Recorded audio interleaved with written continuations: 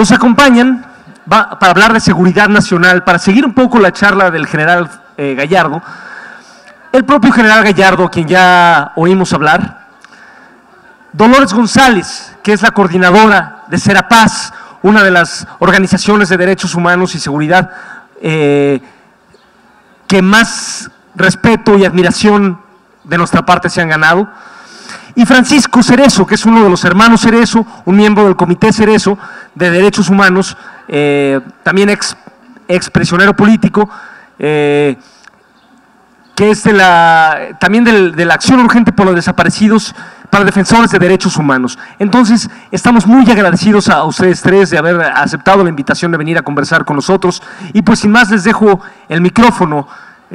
Muchas gracias. Por favor, un aplauso a nuestros invitados.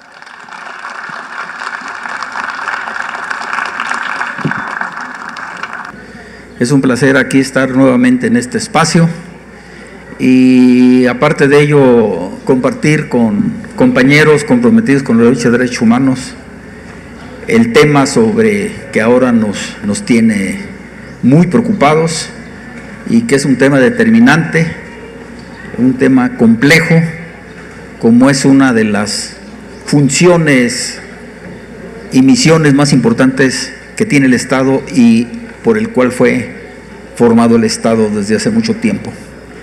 Sobre el tema, pues hay muchas cosas escritas, pero lo que estamos viendo actualmente en México es un asunto de carácter, digamos, muy peculiar. Ya se me fue Marina para preguntarle del tiempo.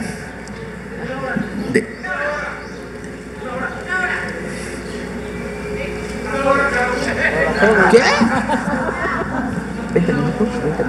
No, 20 minutos. Bueno, entonces vamos a comentar. Miren, el tema que hoy nos debatimos en México, que tiene que ver con la seguridad, desde mi punto de vista está ligado a que no existe una planeación estratégica nacional sobre el tema de seguridad. No sabemos en México qué es seguridad nacional, no sabemos qué es seguridad pública, seguridad interior, seguridad exterior, seguridad humana. Es decir, son muchos conceptos que se interactúan y que se relacionan, pero tienen por objeto la protección jurisdiccional, es decir, nuestro territorio, y aparte de ello, la protección de las personas que vivimos en ese territorio.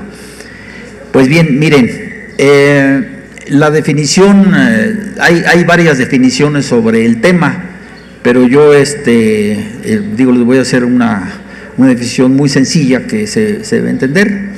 El tema de seguridad nacional tiene que ver con la sobrevivencia del Estado, con la sobrevivencia de su cultura, con la sobrevivencia de sus recursos, de tal forma que este tema de seguridad nacional nos hace específicamente y netamente mexicanos. No hemos definido ese tema. ¿Por qué? Porque la clase política nacional, pues si nosotros vemos la historia, provenimos de un partido, de un gobierno, de un partido de Estado que duró muchos años en el gobierno. Ahora hay una situación muy emblemática, muy ejemplar, que debemos de aprovechar todos los mexicanos, y aunque llegaron las autoridades, el Congreso y el Poder Ejecutivo, a través de una elección muy fortalecida y muy legítima, quienes somos responsables de que esto no se vaya a ir por otro lado somos nosotros, el pueblo. Entonces aquí el tema de seguridad nacional tiene que ver con este punto, que desde mi visión debe basarse en una planeación estratégica nacional que se conforma con el Plan Nacional de Desarrollo que está contemplado en la Constitución, por ahí en los artículos 26 y 27 de la Constitución, que ya se va a presentar o ya se presentó, y la otra que nunca se ha hecho es una planeación de defensa nacional, y cuando digo defensa nacional no estoy hablando de militares. La defensa nacional es un asunto de todos los mexicanos. La defensa nacional se debe concebir y se debe articular y se debe dirigir desde el Congreso de la Unión. ¿Por qué? Porque se supone que en el Congreso nos representan en la Cámara de Diputados la soberanía nacional, es decir, a todo el pueblo, y el aspecto federal en la Cámara de Senadores. Entonces, esta articulación que está desde la Constitución previene, ¿sí?, que esa activa participación de esos poderes van a hacer la planeación estratégica nacional. Esa planeación estratégica nacional, como les decía, es un asunto complejo, tiene que ser visualizada y concebida desde un aparato multidisciplinario en donde hay una activa participación de todos los actores sociales, de todos los habitantes de México. Estoy hablando de ingenieros, licenciados, marinos, militares, pilotos, pedagogos, ingenieros, es decir, todos los actores sociales. ¿Por qué? Porque el tema de seguridad tiene muchas aristas. Uno de los aspectos importantes que se tienen que tomar en consideración es un asunto que a lo mejor a ustedes no les es familiar, que tiene que ver con el poder nacional. ¿Y qué es el poder nacional? Porque luego oye uno ahí por ahí y se queda uno volando. El poder nacional son todas digamos, aspectos o todos los instrumentos o mecanismos que tiene un Estado para ser un Estado soberano. ¿Y cuáles son esos?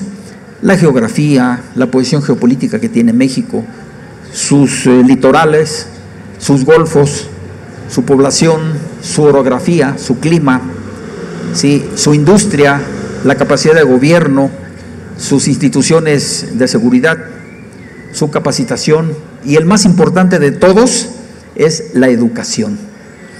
Es la que está en el vértice del poder nacional. Entonces, articulando estos elementos que yo le estoy diciendo, vamos a lograr una planeación estratégica nacional que yo en lo particular la veo ausente. No hay esa planeación estratégica nacional.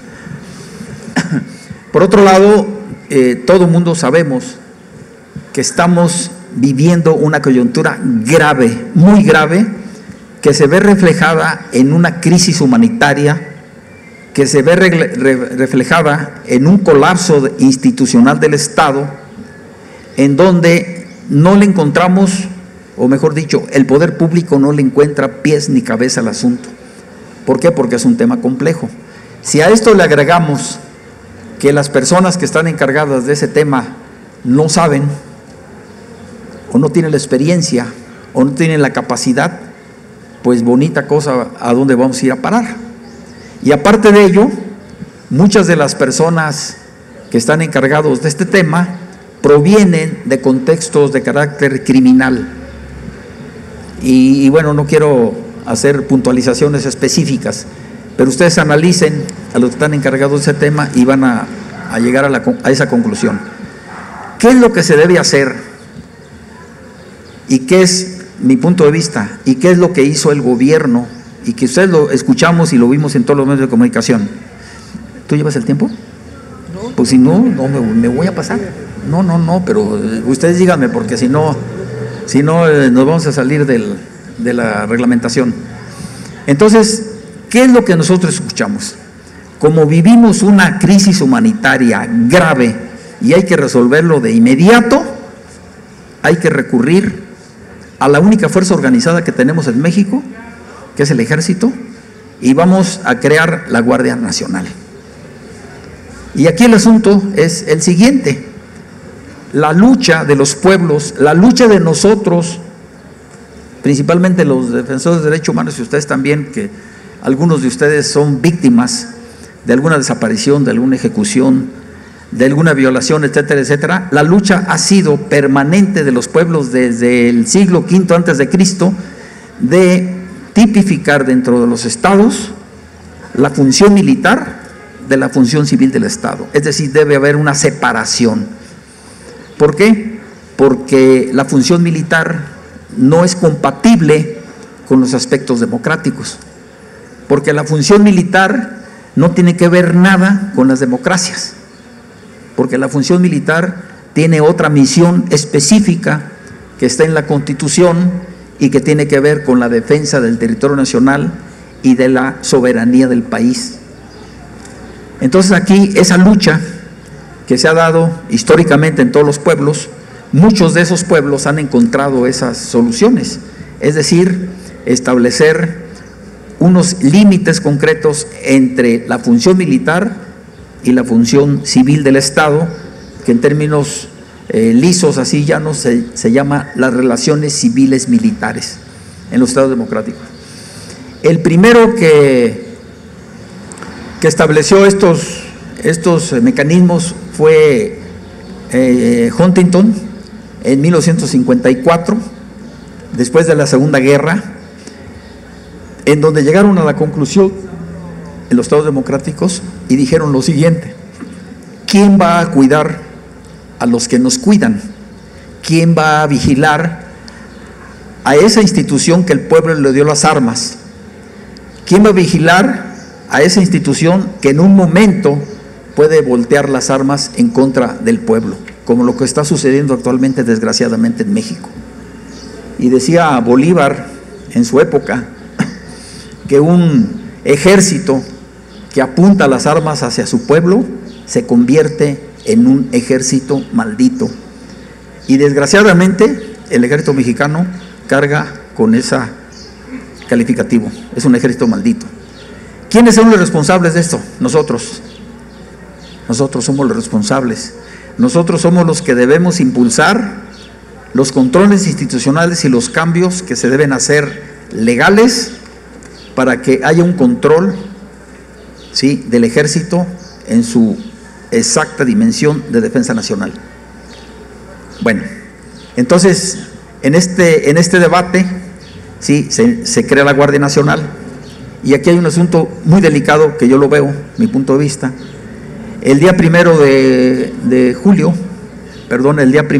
se ganó la elección, muy bien, hasta rebasó las expectativas de muchos. El día 1 de septiembre el Congreso protestó la Constitución. El día 1 de diciembre el Poder Ejecutivo protestó la Constitución. No habían tardado ni siquiera, yo pienso que todavía estaban en el festejo, cuando ya estaban implementando una reforma a la Constitución. ¿Cómo? Si esa Constitución ya se protestó y tal cual se debe respetar. Y lo que yo veo es lo siguiente: punto y aparte de las reformas que se hicieron, que son muy delicadas, tienen un trasfondo. Ese es mi punto de vista. Y ese trasfondo, incluso hasta lo escribí porque luego se me olvida. Y este trasfondo no únicamente tiene que ver con la creación de una fuerza policíaca, militar, ¿sí?, que lo que el PRI y el PAN en toda la existencia del Estado mexicano no le pudieron dar al ejército, el gobierno actual se lo dio al ejército. Es decir, militarizó absolutamente la seguridad pública y le dio protección constitucional. Pero no obstante eso, que haya habido estas reformas, ¿sí?, el pueblo tiene el derecho a retomar y devolver la vigencia de la Constitución. Y bueno, ¿qué hay atrás de todas estas reformas? Mi punto de vista: no estoy en contra de nadie, ni estoy haciendo críticas de nada. Les estoy dando mi opinión como general del ejército y como un académico que se ha dedicado a estudiar las funciones del Estado y cómo debe funcionar un ejército en un Estado democrático. Yo lo que veo atrás de todo esto es una traición a la patria, es un golpe de Estado, es una conjura en contra de la Constitución, un fraude a la ley. Y aquí les explico este tema: un fraude a la ley porque se utilizaron todos los mecanismos legales y constitucionales para reformar la Constitución. La negación de un derecho, ¿sí?, como mexicanos para defender a la patria, así lo decía el artículo 31, fracción tercera, que desapareció. Es una afrenta al voto ciudadano. Para mí es un suicidio político y una falta a la palabra. ¿Por qué les digo esto? Porque estas reformas tienen efectos colaterales graves. Uno, porque se sobrepone la seguridad del Estado a los principios pro persona que están contemplados en el artículo 1 de la Constitución, que dice a grandes rasgos que todas las actuaciones del gobierno, las políticas públicas, deben tener como eje conductor el respeto a los derechos humanos. Ahora, con esta reforma, va a ser el respeto al Estado. Entonces, vamos para atrás, ¿no? Trastoca los principios de seguridad y certeza jurídica, que tienen que ver con que nadie puede ser tocado en su persona, ni en sus documentos, ni en sus propiedades, si no es mediante un juicio que se lleve ante los tribunales legalmente establecidos. Ahora, con el asunto de la Guardia Nacional, se van a poder meter a nuestras casas, van a poder detenernos por sospechosos, etcétera, etcétera. Entonces, mejor regresamos a la guerra sucia de los 70, ¿no? Estamos mejor. Andamos peleando 500 desaparecidos. 5 minutos me quedan, correcto, ya me lo termino.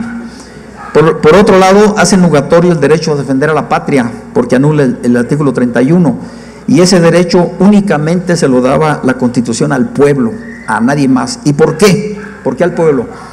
Porque en el Estado puede fallar las instituciones, puede traicionar el ejército, puede fallar los políticos, puede fallar el presidente, pero el pueblo no puede fallar. Y ese derecho nos lo quitaron. Niega el ejercicio de soberanía. ¿Por qué? Porque quien debe hacer las reformas es el pueblo, y se supone que el Congreso está representado la soberanía nacional y el orden federal del Estado.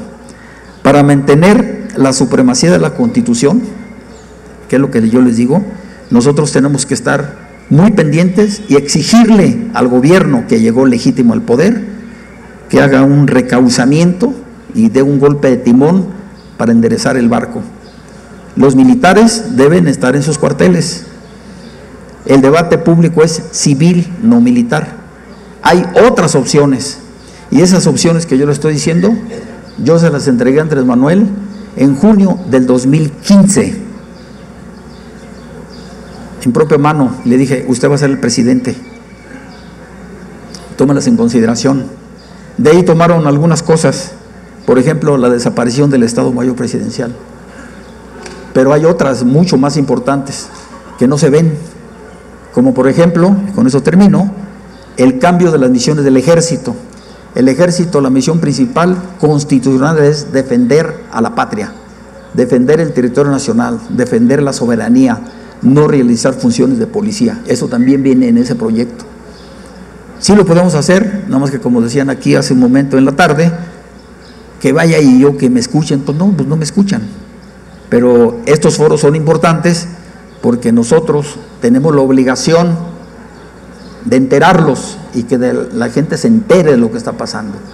No estamos en contra de nadie. Lo que yo quiero, en lo particular, es que mi país sea un país poderoso, soberano. Muchas gracias.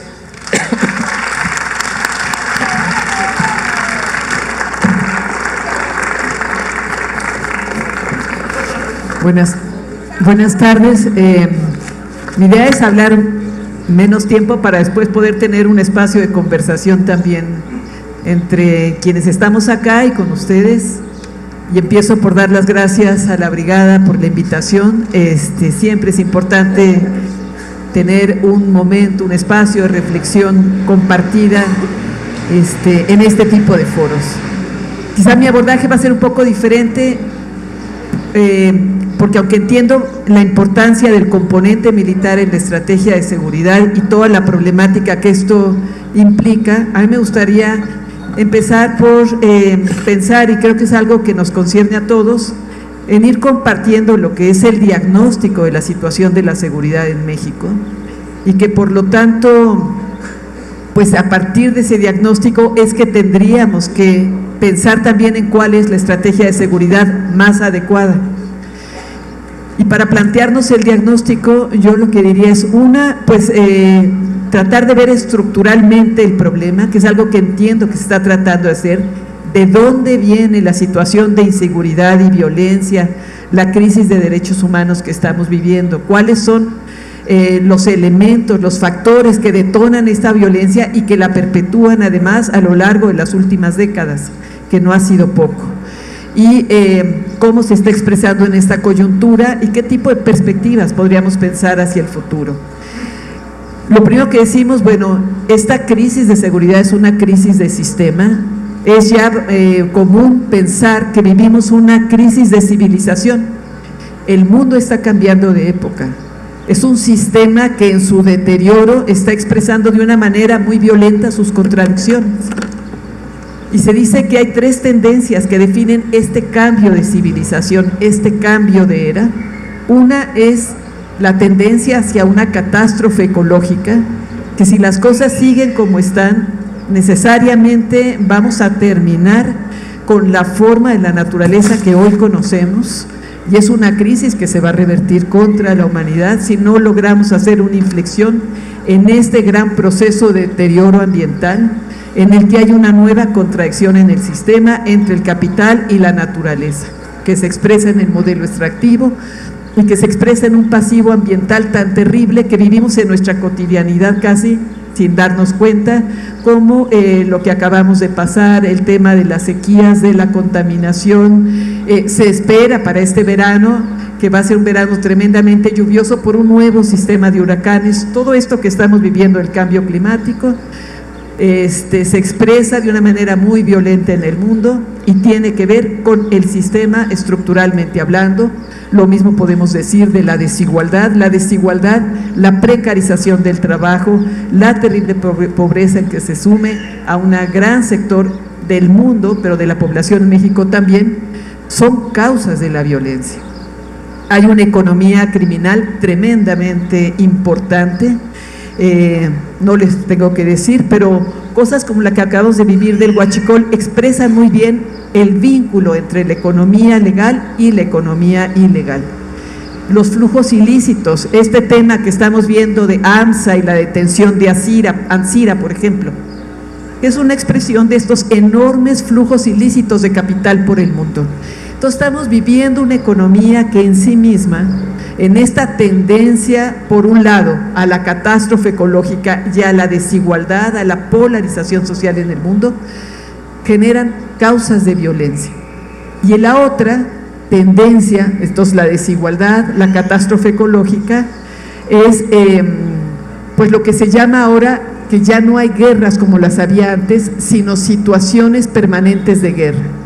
En el mundo se están creando guerras que permanecen a lo largo del tiempo por muchos años, por décadas, porque la guerra en sí es un enorme negocio. Todo está ligado finalmente a que el sistema pueda sobrevivir con tasas de ganancia que parten de una distribución de la riqueza que solamente permite la acumulación de unos cuantos y el empobrecimiento de muchos. Dos, de la superexplotación de la naturaleza y los bienes comunes de la humanidad. Y tres, de un nuevo y enorme negocio que se da en torno a la guerra, una situación de guerra que estamos viviendo también en México, yo diría en la región Triángulo Norte de Centroamérica y México. Los efectos de esto en términos de la seguridad son terribles, porque tenemos aquí cifras de algo que tenemos que caracterizar bien y es parte del diagnóstico. ¿Qué es lo que estamos viviendo en México?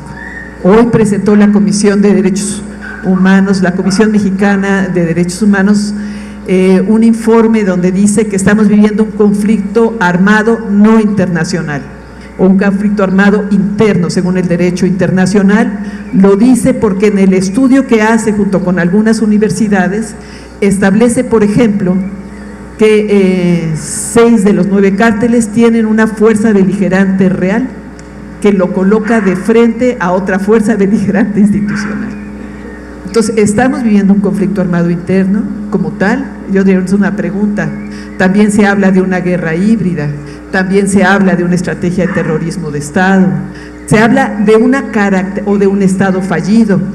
Entonces, tenemos que tener claro qué es exactamente el carácter del conflicto que vivimos en el país, o de esta guerra que vivimos en el país, o de esta situación permanente de guerra que vivimos en el país, para que sobre la base de esa caracterización podamos tener claro qué es lo que tenemos que hacer. Lo que nos queda, por otro lado, evidente es que la estrategia que se ha utilizado no ha dado el resultado de poder poner fin o ni siquiera reducir la violencia. Más bien estamos viviendo un tremendo escalamiento en esta coyuntura. ¿Y cuáles son los elementos de esta situación de inseguridad y violencia que se explican por esta estrategia fallida? Uno, la impunidad. La impunidad quizá es el factor más grave, es el factor que permite que esta violencia continúe y no se pueda romper el ciclo, porque el 98% de los delitos denunciados no tienen ningún castigo, no tienen una consecuencia concreta. La impunidad en todos los ámbitos y niveles. La corrupción. Bueno, la corrupción, vuelvo al caso que tenemos hoy sobre la mesa, pero estamos hablando de miles de millones de pesos en una sola situación concreta, que es la venta de una planta de agroquímicos al Estado mexicano con un sobreprecio, que el sobreprecio se calcula en $300 millones. O sea, eso es una sola acción entre muchísimas más, y ahí también podemos ver los niveles de corrupción que está viviendo el país. La centralización. Hemos abandonado los poderes locales, hemos centralizado toda la expectativa de cambio en lo que pueda hacerse desde el Ejecutivo Federal, desde las Fuerzas Armadas, desde los niveles de gobierno central. ¿Qué es lo que está pasando? La distancia entre la población y quienes toman las decisiones se agranda. ¿Qué es lo que está pasando? Que los poderes locales es lo que menos cambió en las últimas elecciones. En las últimas elecciones, municipios siguieron siendo gobernados por caciques ancestrales, o cacicazgos ancestrales más bien, y por ahora la narcopolítica, ¿no? Candidatos que sabemos perfectamente que tienen una afiliación o están capturados por algún sector del crimen organizado.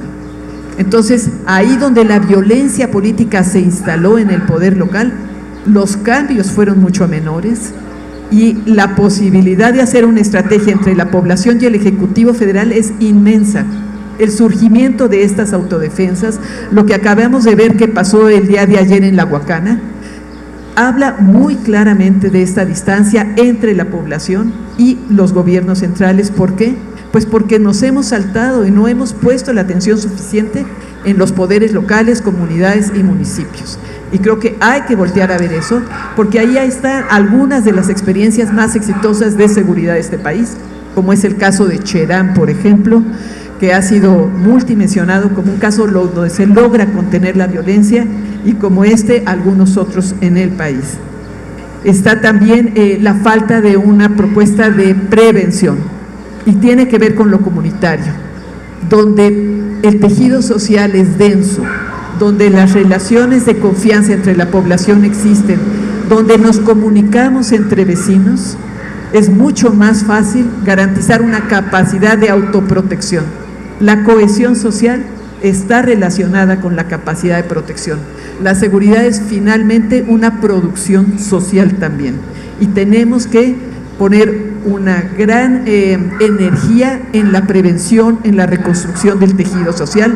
Los que vivimos en las unidades habitacionales sabemos la importancia que es poder confiar en el vecino, o lo grave que es no poder confiar en el vecino. El tema que toca el general de una manera muy importante, la relación con las Fuerzas Armadas, de seguridad y Fuerzas Armadas. Creo que todos estamos de acuerdo en que no es lo idóneo, tampoco tenemos muy claro qué es lo que se puede hacer en este momento o en un proceso inmediato, pero me parece que es muy importante entrar en la discusión que él propone, porque las Fuerzas Armadas, entendemos, y él nos puede decir mucho más, están preparadas para el uso máximo de la fuerza. La policía está preparada para el uso regular de la fuerza. Son dos maneras de reacción muy diferentes, porque por doctrina, entrenamiento y operatividad estamos hablando de cuerpos duros del Estado que son muy distintos en su naturaleza. Ahora, ¿qué hacer frente a esta crisis de violencia e inseguridad? Tenemos áreas del Estado, áreas del territorio nacional completamente fuera de control del Estado mismo. ¿Cómo tenemos y podemos recuperar ese control en el sentido de garantizar el derecho a la seguridad y a la paz que tenemos todos los mexicanos? Creo que también podemos estar de acuerdo en la enorme deficiencia que hay en los sistemas de inteligencia. Y a mí me parece magnífico que se hayan cerrado todos los sistemas de inteligencia para la persecución política. Creo que todos y muchos aquí los hemos sufrido, pero estamos hablando también de la inteligencia que le permite a un Estado ordenar su estrategia de seguridad y poner los focos donde tiene que ponerlos. En México no tenemos un sistema de inteligencia que permita articular las diferentes capacidades de persecución, por ejemplo, del crimen, de persecución criminal, y que le garantice a los ciudadanos una mayor posibilidad de convivencia pacífica. Entonces ahí tenemos un déficit importante. Se ha usado durante muchos años para perseguir a los opositores, a la disidencia, y no se ha creado para perseguir al crimen. Y también cómo ordenar toda la cooperación internacional. En este momento México recibe mucha cooperación internacional, aunque no toda es una cooperación, digamos, en acuerdo con el Estado o en acuerdo con una propuesta democrática del Estado. Hay también esta cooperación con Estados Unidos, que es una cooperación de subordinación con el Comando Sur. Entonces, tenemos un montón de componentes de la estrategia de seguridad que tendríamos, del Comando Norte, que tendríamos que revisar. Este es otro campo. Yo diría que otro campo fundamental son las condiciones democráticas. ¿Cuáles son las condiciones democráticas que permitieron llegar a donde llegamos, o la falta de condiciones democráticas en un pueblo que está en este momento desarticulado, que tiene miedo, que está dispuesto de alguna manera a permitir la violación de derechos a cambio de la seguridad? Es decir, un pueblo en el que ha crecido el conservadurismo y en el que ha crecido mucho también la deterioro social, las adicciones, la descomposición social, la descomposición familiar, los feminicidios, la violencia intrafamiliar, la violencia social. Necesitamos entender cuáles son los factores de la vida política y de la vida social que nos han llevado hasta acá. Yo diría también de la vida cultural, porque vivimos en un mundo ya en el que el centro de todo es la competencia. ¿De qué se trata? De ganarle al otro. ¿De qué se trata? De tener más que el otro. Entonces tenemos un montón de valores que sobreponen un poder sobre otro en esa competencia, en donde lo masculino está por encima de lo femenino, lo privado de lo público, lo individual de lo colectivo, y entonces tenemos una cultura que compite, que nos obliga a la competencia y a la división, y por otro lado una cultura profundamente violenta. Y creo que también todos sabemos aquí, si tú prendes la televisión, en las películas, ¿cuántas películas de violencia frente a cuántas no? O sea, sí vivimos en una sociedad profundamente violenta porque es lo que vende. O sea, todo se convierte en una mercancía. Ya hay un proyecto cultural que sostiene esta situación económica, esta situación política y esta situación de violencia. Lo que nosotros proponemos en todo caso, y que pensamos que tendríamos que revisar, es una estrategia de seguridad humana. Seguridad humana como una seguridad integral, estructural, de largo plazo. Una seguridad que se basa en dos principios muy sencillos. Es que las personas puedan vivir libres de miedo y libres de necesidad. Para construir eso tenemos que ir a las causas, tenemos que ir a la política, tenemos que ir a la economía, a las formas de convivencia social, a la cultura. Quisiera solamente hacer un comentario de lo que dice el general. El problema que nosotros vemos, porque entendemos que este gobierno ha estado preocupado por tratar de generar una propuesta más integrada. Yo considero que muchas de las cosas que se han dicho intentan ir en esta línea. Sin embargo, dar la relevancia que se está dando al papel de las Fuerzas Armadas exactamente mueve esta estrategia, porque la seguridad humana no se puede basar en los componentes duros, se tiene que basar en los componentes sociales, se tiene que basar en los componentes de transformación social. Y entonces ahí es donde tenemos que poner la mayor energía, cómo transformamos los mecanismos de este sistema para ir a un sistema donde las relaciones sociales permitan un ejercicio pleno de derechos y la violencia no tenga cabida, una distribución distinta del poder entre nosotros. Quisiera referirme finalmente a un tema que nosotros como organización trabajamos mucho, es el tema de las víctimas de la violencia, y lo digo porque creo que finalmente en este tipo de debates a veces nos faltan mucho estas voces de quienes han sufrido la violencia criminal, la violencia estatal, institucional, la violencia social, y que se convierten en este momento en un sujeto de cambio fundamental. Entre ellas, las víctimas de desaparición forzada, que se han ido articulando de muchas maneras, construyendo movimientos nuevos, colectivos nuevos. Ustedes han oído de las madres que se expresan, se organizan, buscan, se manifiestan, exigen la localización de sus seres queridos. Hay un montón de estos procesos que están marchando, creo que son sujetos a los que tenemos que ver y con los que tenemos que articular un esfuerzo de exigencia de justicia, de exigencia de verdad, de exigencia de reparación y medidas de no repetición. Yo creo que la sociedad se ha hecho un poco de lado de estas exigencias y formas de lucha de las víctimas.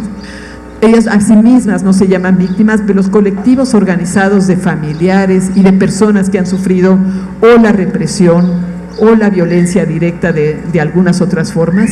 Y yo sí hago un llamado a que solamente se va a poder resolver y hacer una inflexión en lo que vivimos y tratar de conseguir una seguridad humana que integre todos los componentes y esferas de nuestra vida, si la sociedad se articula y se compromete también con estos actores de cambio, que son los que enarbolan la voz contra esta violencia más exacerbada y directa que vivimos. Entonces, mi perspectiva es, trabajemos en la lógica de la transformación profunda, busquemos un enfoque de seguridad humana y en ese marco reordenemos la discusión de la seguridad nacional, la seguridad pública, la seguridad ciudadana.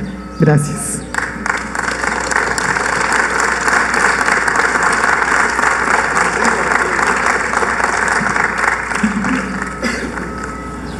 Bueno, pues también muchísimas gracias por la invitación.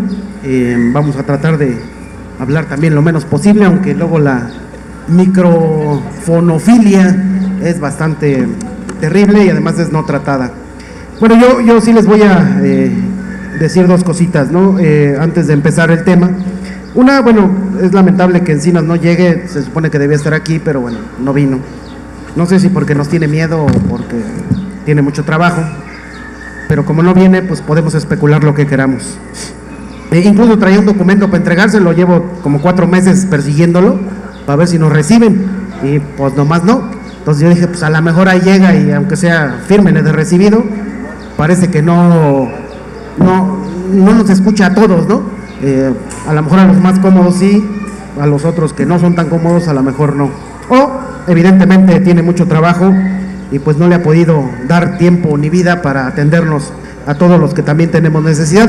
Dos, esta es la Semana Internacional del Detenido Desaparecido, una semana que inició en Sudamérica con todas las víctimas de desaparición forzada y que usualmente en todo el mundo se conmemora la última semana de mayo. Entonces también si pueden dar una vuelta por el Zócalo, mañana termina la semana, 30, y se hace una marcha, los invitamos, es a las 10 de la mañana del Ángel al Zócalo. También pues si alguien quiere ir a acompañar, pues no nada más a las víctimas, sino a las personas, organizaciones sociales de derechos humanos que están acompañando y que también están sensibles ante una situación que en México, ustedes saben cuál es la cifra oficial de desaparecidos, ¿no? Ya la manejan. 40,000, se queda un poco bajo, pero bueno, más o menos. Oficial, ¿no? Oficial. Pero ya sabemos que en México, ¿cuántos delitos no se denuncian? Entonces, ¿cuántos casos realmente habrá de desaparecidos? ¿Cuántos casos de ejecuciones extrajudiciales? ¿Cuántos casos de todos los delitos que el Estado ha cometido en los últimos 12 años en contra, pues, del propio pueblo? Entonces los invitamos, si quieren, pues ahí pueden, si no tienen nada que hacer y se quieren asolear un poco, pueden ir mañana a la marcha. En cuestión de seguridad nacional, nosotros decimos, no podemos equiparar los 70s tampoco. ¿Por qué? Porque antes, a nosotros en el 2001 nos tocó que con leyes para controlar al ejército, pues el ejército fue el que entró, detuvo a mis hermanos, los torturó sin orden de aprehensión, inventó todo lo que quiso para mantenerlos en prisión. Entonces nosotros decimos, bueno, nuestra corriente de derechos humanos se llama Ius Histórica y nosotros decimos que está bien hacer leyes, hay que hacerlas, pero en México, díganme ustedes cuántas leyes se respetan. Entonces tampoco es la solución estar haciendo y haciendo leyes como si de veras fuera la panacea de todo lo que nos pasa. Nosotros decimos es mejor sentirlo en el bolsillo, sentirlo en la vida digna y a lo mejor, aunque no esté escrito, pero poder vivir de manera digna todos los días y no nada más algunos, ¿no? Ustedes también sabían que para tener una vida digna necesitan tener un salario de 19,600 pesos. Que levanten la mano los que tienen ese salario, por favor. Ah, carajo. Me decía, a mí me invitaron a un foro fifí. ¿No? ¿Qué? Ah, bueno, por seguridad, ¿no? ¿Qué tal si luego los asaltan los vecinos también, ¿no? ¿Qué pasó? Luego criminalizando, bueno. Pero Slim gana 9.1 millones de dólares por hora. Y nosotros no podemos ganar 19,600 pesos al mes, ¿no?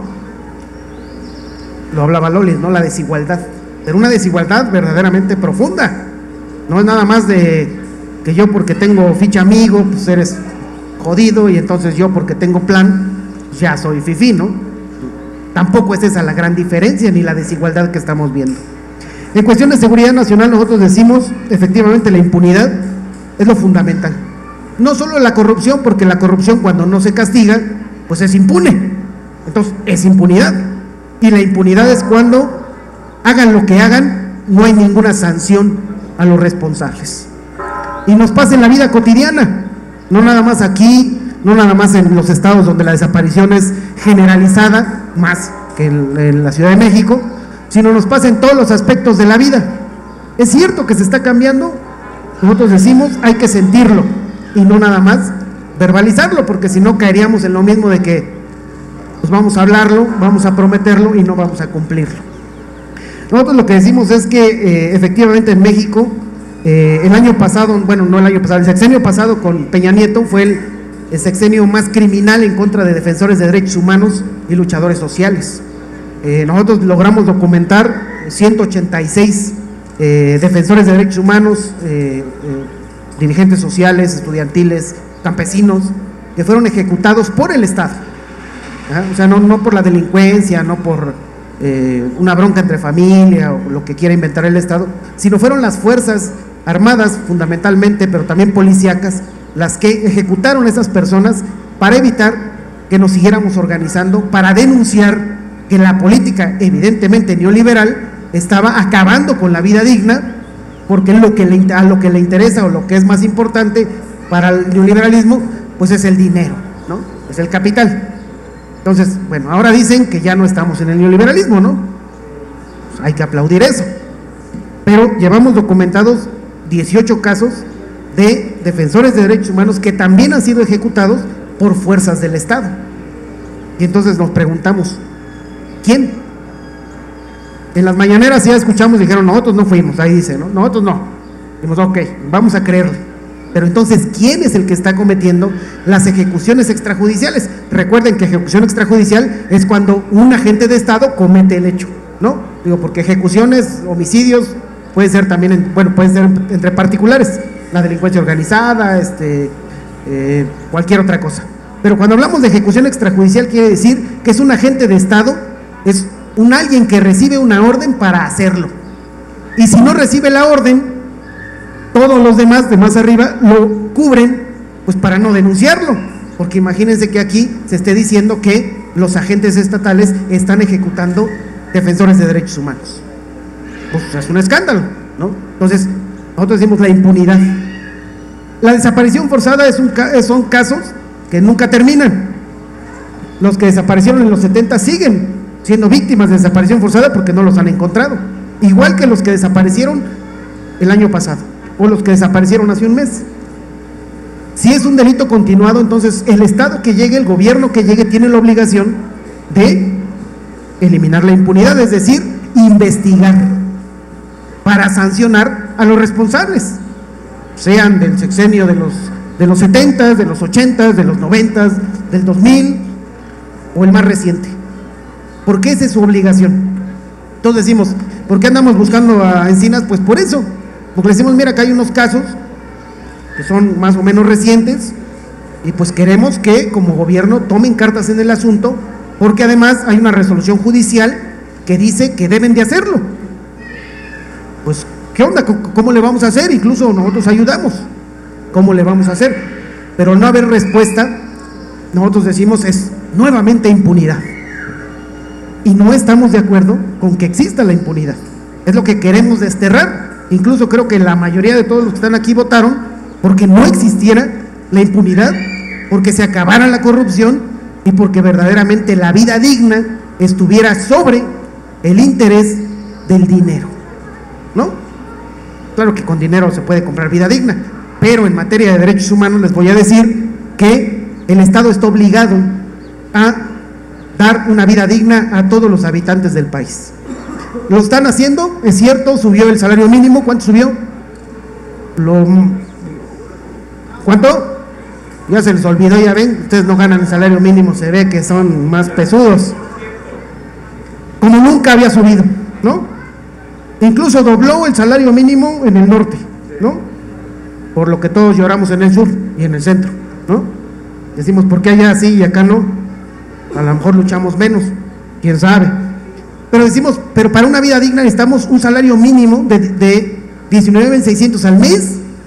Todavía no llegamos a eso, ¿no? Nosotros decimos, bueno, pues que le suba cada año 100 pesitos para que al final del sexenio pues todos tengamos un trabajo digno, bien remunerado, pero que además no suban las cosas, ¿no? Porque si no va a estar igual, ¿no? Como Peña Nieto, que les daba 50 centavos de alza salarial y 20 pesos de gasolina, y el gasolinazo al otro mes, ¿no? Para que se educaran, para que nos educáramos, bueno, para que se educaran, porque yo no tengo carro, y como dicen por ahí, a mí no me afecta.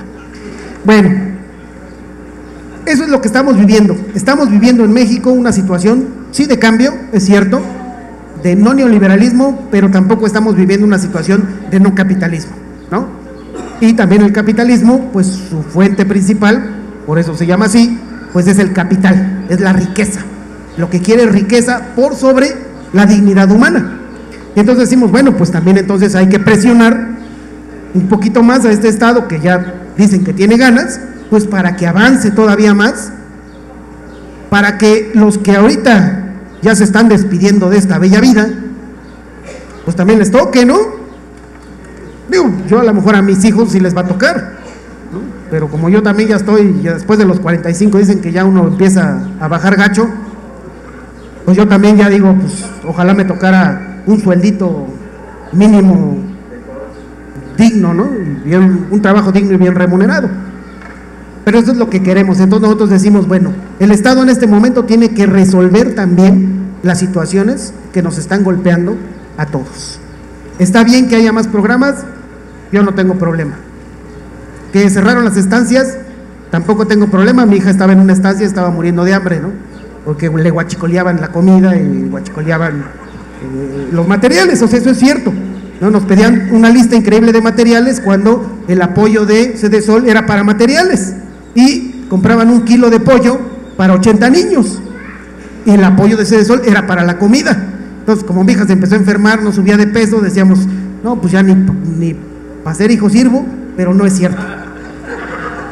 No es cierto, en realidad era el guachicoleo que se daba. Entonces yo digo, están bien esas medidas, incluso nosotros decimos que se estatice todas las empresas, mejor, pero siempre y cuando también haga medidas para que pues no nos pase lo que nos está pasando en muchas de las instancias estatales, donde todavía con esa lógica de fórmese, si se muere en el sentado esperando la cita, pues ni modo, o mejor, porque así ya no gastamos más.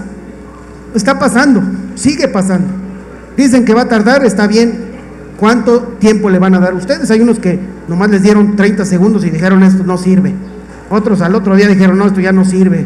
Unos 1 mes, ahorita ya llevamos 5, y los que tienen esperanza que 6 meses dicen todavía le falta 1. Otros dicen no, en 3 años. Otros dicen 6 años, ya 6 años ya se fue, ¿no? Pero entonces, ¿quién va a llegar? ¿Va a llegar un clon de López Obrador que piense exactamente igual? ¿O quién va a llegar? ¿Quiénes tienen en la cabeza que va a llegar? Pues nuevamente los que nos han robado durante los últimos 36 años, ¿no? Un priista podría ser, ¿no? Un buen priista ahora vestido de morena. O uno del ecologista, el verde ecologista disfrazado de morena como en Chiapas, podría ser, ¿no? Un panista convertido en morena ahora. ¿Quién va a ser su próximo presidente?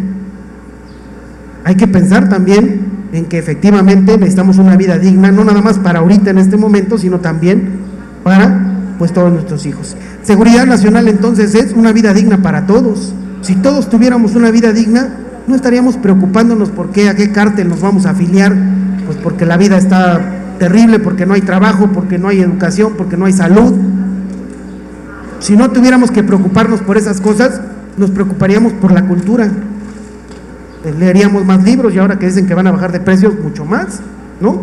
Y estaríamos aquí discutiendo sobre otras cosas y no nuevamente diciendo el pasado nos está persiguiendo, el pasado sigue ahí, porque, por ejemplo, en desaparición forzada, el pasado sigue siendo presente y seguirá siendo hasta que se resuelva el caso. Entonces, en ese sentido, seguridad nacional para nosotros es todavía empujar más de lo que se dice que se está apoyando para el pueblo mexicano. Nosotros decimos, bueno, pues no estamos pidiendo tampoco medidas del socialismo del siglo XXI, o sea, tampoco es que, no, pues ¿cuáles son las medidas del socialismo? A ver, uno de los excomunistas que esté por aquí. No, no hay ninguno, ya se murieron todos. Bueno, ¿qué decían? Una medida del socialismo, ¿cuál es? La más famosa.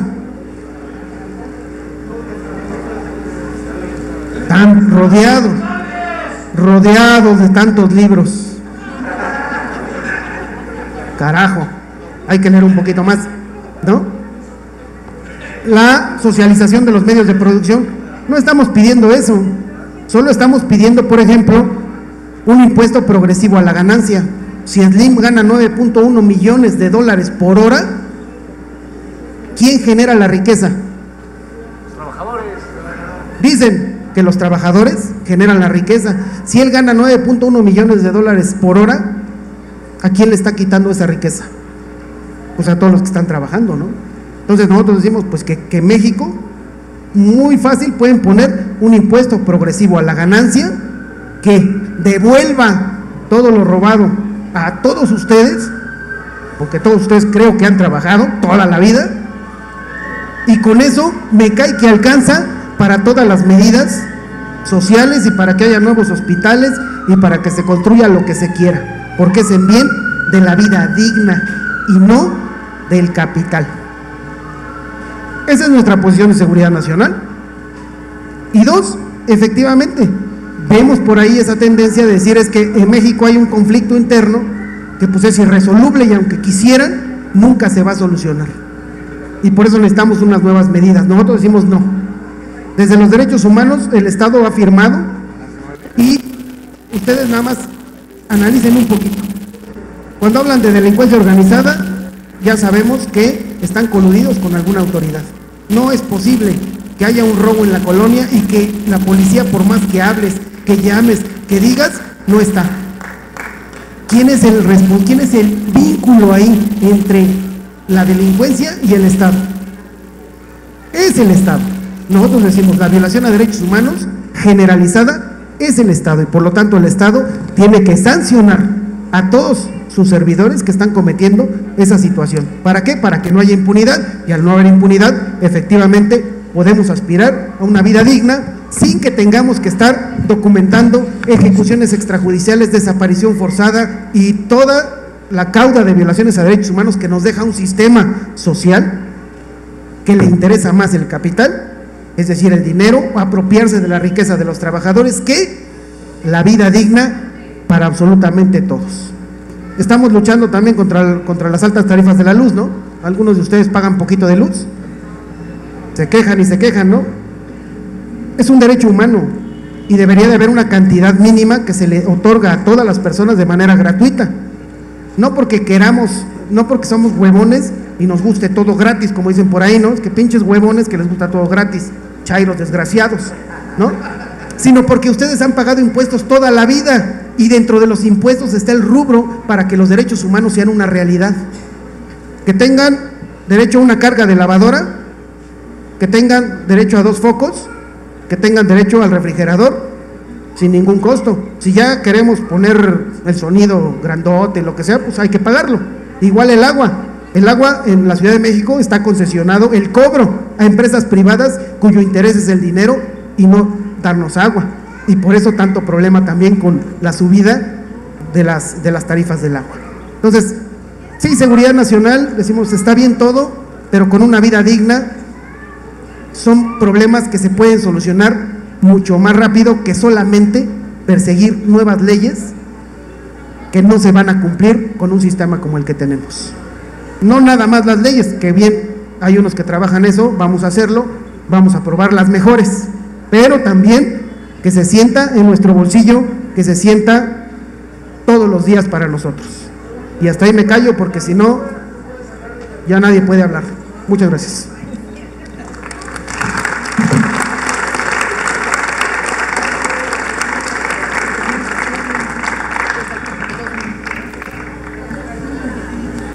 Muchas gracias, compañeros. Estamos cortos de tiempo, pero antes querríamos... Sí, hay otra mesa. Hay otra mesa. ¿O no quieren? Sí, tenemos que tener otra mesa y tenemos que ser responsables. Porque... Compañeros, vamos a tener 3 preguntas y después responden, por favor, rápidamente, por favor. No, compañeros, la verdad, sí lo vamos a hacer porque quieren hacerlo, pero les voy a decir una cosa, es muy importante ser responsables con la siguiente mesa. ¿Por qué? Porque así como que no vamos a dejarlos hablar a ellos. Claro que sí, entonces sí, vamos a tener 3 preguntas, pero por favor, siendo muy breves. Yo quería decirles que el libro de los compañeros, de los hermanos Cerezo, está a 70 pesos, que se llama... que tenemos aquí, está a 70 pesos nada más para todos ustedes, lo pueden comprar aquí en la mesa. Tenemos tiempo de 3 preguntas y después, si nos pueden responder, de una vez, ante todo, les vamos a regalar 3 libros. Adelante el compañero. ¿Quién más? El compañero y el compañero. Por favor, seamos breves. La verdad es que necesitamos tener más espacios de discusión, necesitamos tener asambleas. Esto no es una asamblea, necesitamos tenerlas, no lo sustituye. Tenemos que organizarnos para tener más conversaciones.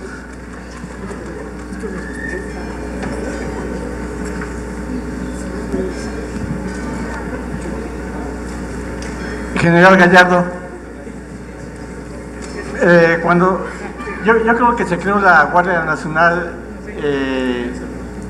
en la forma que se está haciendo por la premura. Hasta, por ejemplo, el sexenio pasado con Peña Nieto, 35,000 elementos de la Policía Federal son insuficientes. Cuando había, por decir algún ejemplo, que aumentaba la criminalidad en Guerrero, mandaban 2 o 3 mil gentes o más, pero así como enviaban a Guerrero, donde estaban los federales, dejaban al descubierto, porque 35,000 elementos para un país de 2 millones de gentes es poco, general. Entonces, cuando se van a crear 260 cuarteles más o menos, es para que haya 600 elementos en todo el país y haya cobertura para en contra de la delincuencia organizada, que es básicamente para lo que se crea. Bueno, eso es lo que yo pienso, general. A lo mejor no es la forma que uno quisiera, pero no hay tiempo, general. Gracias. Muchas gracias, general y componentes de este equipo. Creo que lo que han dicho pues tiene mucho de efectivo, mucho de cierto, pero aquí estamos muchos vecinos que hemos participado ya durante muchos años colaborando con la comunidad. ¿Y a qué me refiero como complemento de sus ideas? A que debe de haber mayor participación ciudadana. Si no hay participación ciudadana, ningún gobierno podrá llevar a cabo efectivamente un buen servicio. Lo digo porque algunos que están aquí me conocerán. Soy de aquí de Azcapotzalco, he participado muchos años en lo que es el apoyo a los vecinos. Hemos colaborado para muchos trabajos que se han hecho, y de ahí mi idea y mi propuesta a ustedes que están cerca de las autoridades para que lleven la idea y que se dé la oportunidad, que se mejore, mejor dicho, que se reforme la ley de participación ciudadana para que haya más gente que colabore con el gobierno. Por decir solamente de Azcapotzalco, somos en promedio 2.780 manzanas y solamente hay un representante por manzana, y de este representante difícilmente participa el 50%. Entonces, no es posible que con tan poquitas personas podamos ayudar y participar con ustedes. Por falta de tiempo, pero creo que la necesidad de todos es de que trabajemos unidos con el gobierno. Ya están aquí los de la siguiente mesa, pero si quiere alguno hacer un comentario breve en respuesta a las preguntas. Yo un minuto, me parece muy importante lo que acaba de decir el compañero. Yo estoy segura que cualquier cambio posible, compañero, va a venir de abajo. O sea, estamos en un momento en que puede haber mejores condiciones para promover los cambios, pero cualquier cambio posible va a venir del proceso social, organizado, activo, y me parece que lo que ustedes dicen es la clave, ¿no? Organicémonos, participemos y nosotros generemos los cambios necesarios. Bueno, mire, el tema de la rapidez y la premura para resolver el asunto, yo creo que eso fue una mala decisión. ¿Por qué? Porque tenemos mucho tiempo con esta situación, y si no hubieras hecho una planeación estratégica correcta, no importa que nos hubiéramos tardado un poco, 6 meses, 7 meses ahorita, si estuviera implementando. El asunto de la Guardia Nacional está operando desde el día 1 de julio, no a partir de ahora. ¿Por qué? Porque el ejército está actuando como policía desde hace mucho tiempo. Y por el asunto de los efectivos, que siempre escuchamos eso, es que no hay efectivos. Le voy a hacer así un estado de fuerza rápido.